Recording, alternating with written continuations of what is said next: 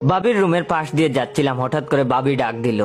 আমি তখন বাবির রুমে গিয়ে বললাম, জি বাবি বলেন। বাবি বললেন, আমার একটা ফেসবুক আইডি খুলতে হবে, তোর ভাই ফেসবুক বুঝে না, তুই কি ফেসবুক আইডি খুলতে পারিস?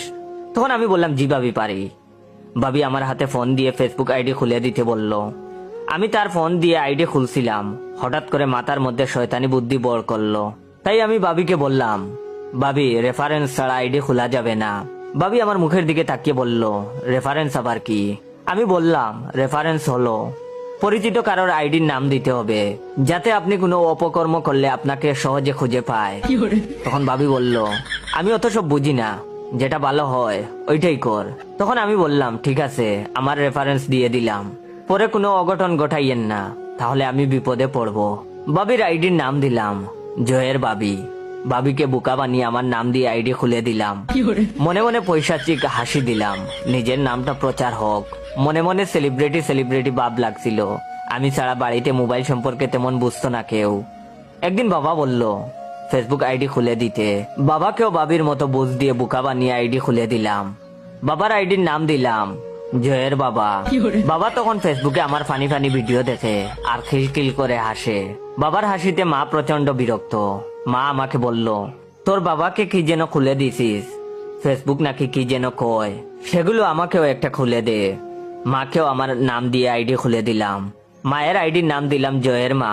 বাবার মতো মাও এখন ফেসবুকে ফানি ফানি ভিডিও দেখে আর হাসে। বাড়ির সবার আইডি আমার নাম দিয়ে খোলা। বেশ কিছুদিন কেটে গেল, বন্ধুদের সাথে আড্ডা দিচ্ছিলাম। হঠাৎ করে বাবা ফোন করে বাড়িতে আসতে বলল। বাড়িতে গিয়েই দেখি বাড়ির সবাই নীরব হয়ে থম ধরে আছে, কেউ কোনো কথা বলছে না। মা আমাকে দেখে মুখ ঘুরিয়ে নিল। বিষয়টা কি বুঝতে পারছি না। তখন বাবা আমাকে দেখে বলল, সি সি, তুই এমন কাজ করবি ভাবতেই পারি নাই, মান সম্মান সব শেষ করে দিলি, লোকের সামনে মুখ দেখাবো কি করে, সি সি। আমি তখন ঘটনা কি বুঝতে পারছি না।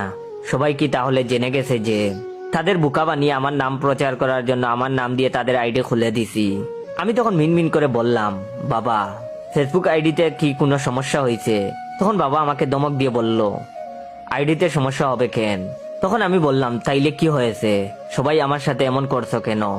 তখন বাবা বললেন, তুই জানোস না তুই কি করছস? সি সি। তখন আমি কিছুই বুঝতেছি না, ঘটনা কি? ওয়েট, ভিডিওটা শেষ করার আগে আমার রিয়েল পেজ ইওর জয়কে ফলো দিয়ে রাখবেন। আর হ্যাঁ, ভিডিওটা ভালো লাগলে অবশ্যই শেয়ার করবেন। ধন্যবাদ। সাজনি কি তাহলে বাবাকে সব বলে দিছে? গতকাল সাজনির সাথে ব্রেকআপ হয়েছে, কিন্তু সাজনি তো বাবাকে চিনে না, বলবে কি করে? তাইলে কি সাদিয়া কিছু বলছে? কিন্তু সাদিয়া তো কিছু বলার কথা নয়, ওর তো বিয়ে ঠিক।